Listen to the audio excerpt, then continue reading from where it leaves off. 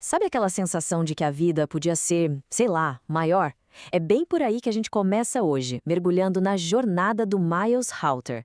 Ele decide largar uma vida meio morna para ir atrás do que um poeta antigo chamou de uma grande incógnita.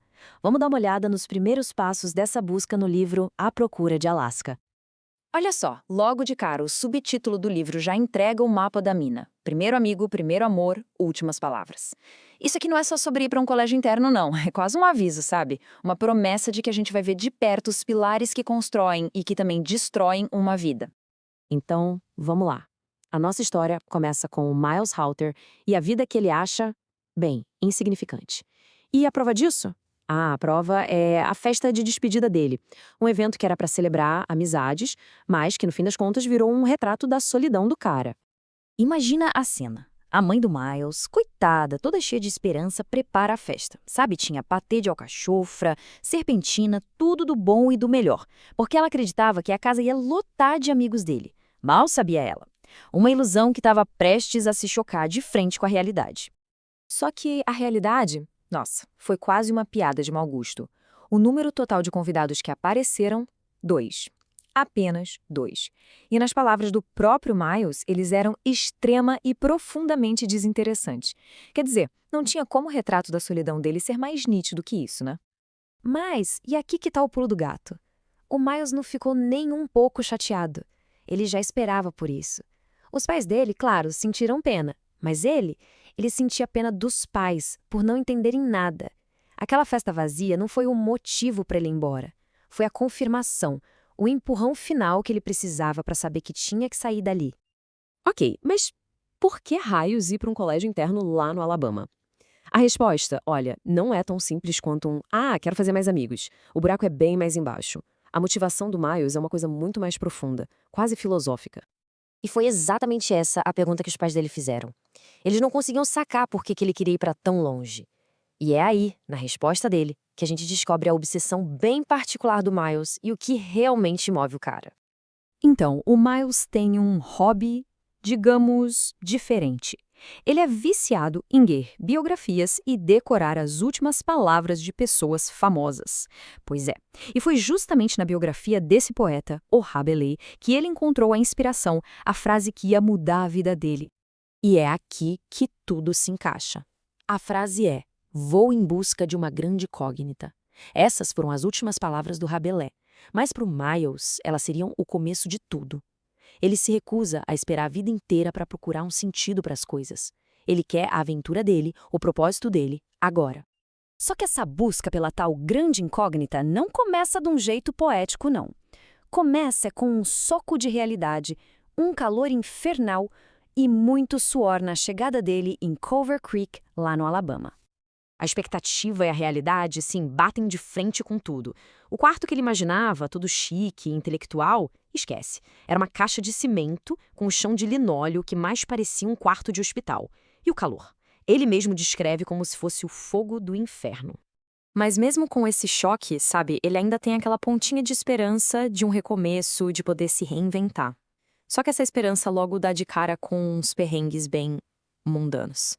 Tipo, ter que se curvar todo para conseguir lavar o rosto num chuveiro que parece que foi feito para crianças. E é nesse cenário, com zero glamour, que ele conhece a primeira peça-chave da vida nova dele, o colega de quarto. O primeiro contato com o Chip Martin é intenso. O cara é baixinho, mas todo forte, parece um mini tanque de guerra, sabe? E tem uma voz de locutor de rádio que não tem nada a ver com o tamanho dele.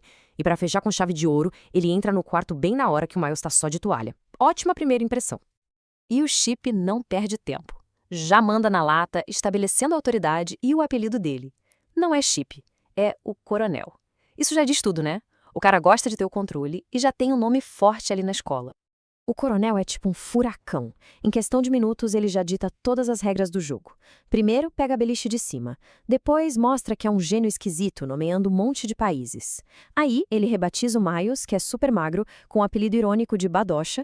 E, por fim, já desenha o mapa social da escola, deixando bem claro que eles não são os populares da turma. E aí que a gente vê uma conexão muito doida entre os dois. Ambos têm uns talentos intelectuais meio inúteis. Para ser sincero, o coronel decora a geografia, o Badocha decora o que gente famosa disse antes de morrer. É uma base bem esquisita para começar uma amizade, convenhamos.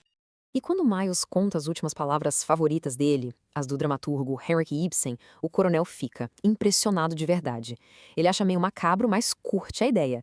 E essa é a primeira vez que aquele hobby estranho do Miles, que provavelmente afastava as pessoas antes, na verdade, conecta ele com alguém.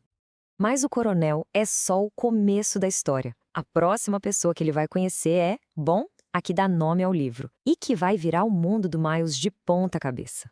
Tudo começa com uma missão bem simples que o coronel dá para o Badosha: conseguir uns cigarros com a Alaska. Uma tarefa boba, quase um trote de boas-vindas, que leva o Miles até o quarto 48. E essa missãozinha vai acabar mudando a vida dele para sempre. A reação do Miles é imediata. Ele fica completamente fascinado. A descreve como a garota mais linda do mundo, mas não é uma beleza calma, sabe? O quarto dela é uma bagunça de livros e ela é um furacão de energia, falando sem parar. Ah, e um detalhe importante: ela tem namorado. E a história que ela tá contando bem na hora que eles chegam é selvagem, completamente sem filtro. Ela tá lá super animada contando de um amigo que buzinou no peito dela.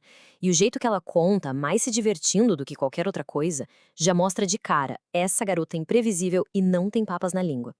E se a história já não fosse o bastante para mostrar quem ela é, a primeira coisa que ela faz quando vê o Miles acaba com qualquer dúvida. Ela simplesmente vai lá e puxa o shorts largo dele para baixo na frente de todo mundo. É isso. Ela é um furacão, caótica, ousada, uma verdadeira força da natureza. E aqui que a gente para por hoje. O Miles foi embora de casa buscando algo maior, uma vida com mais sentido, a tal da grande incógnita. E o que ele achou até agora? Um quarto abafado, um colega de quarto que o chama de Badosha e uma garota linda e completamente maluca que o humilhou segundos depois de conhecê-lo. A pergunta que não quer calar é: será que essa bagunça toda, essas pessoas e essa vida nova, será que isso é a grande incógnita que ele estava procurando?